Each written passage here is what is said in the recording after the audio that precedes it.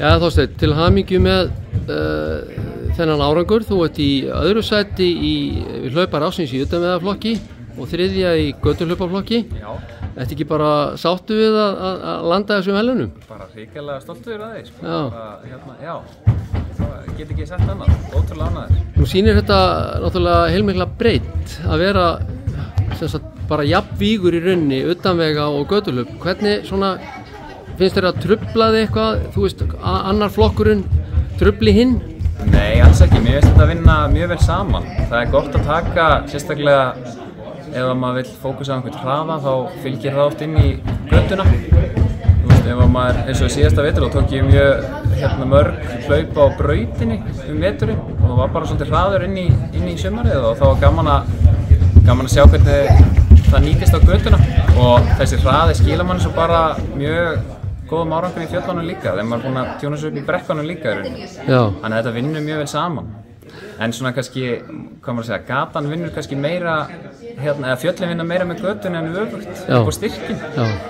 Svona, en ég hef svo mikið prófað hitt. Ok, en segðu mér, hvað er á döfinni hjá þér? Ertu komið eitthvað plan fyrir árið eða? Já, það er náttúrulega aðalmarkmiðið HM í utanvegarhlaupum í lok september á Spáni í Pýreneafjöllunum. Þannig að þar er ég að fara í 45 km langt hlaup með 3500 metra hækkun, mjög spennandi braut.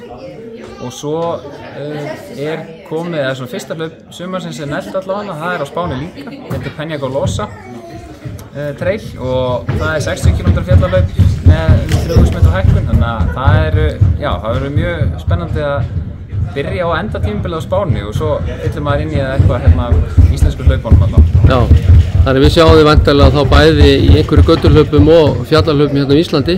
Já, alveg klárlega. Maður reynir að taka þátt í eins mörgum hlaupum og make a sense bara. Já, en brautin, ertu eitthvað, þú er ekki kannski verið jafnmikið núna eins og í fyrra? Nei, ég hef verið meira erlendis núna þegar keppnir hafa verið og er rauninni bara ekkert verið að æfa beint fyrir þær. Já. En mér langar samt til þess að keppa aðeins innan hús líka, sko. Það gerir gagn og maður græðir á því að fara upp á svona hraða sem maður er ekki vanur. Já. Það er líka bara gott að láta aðeins skóla sig til að þessum ungu öflugu strákum á brautinni. Já, heyrðu, ég óskaði bara góðs gengis og aftur til hamingju. Já, takk fyrir það. Já, takk fyrir okkur, takk fyrir að halda þetta og mikið hrós til þín og hlaup.is. Já, takk fyrir það, sömuleiðis.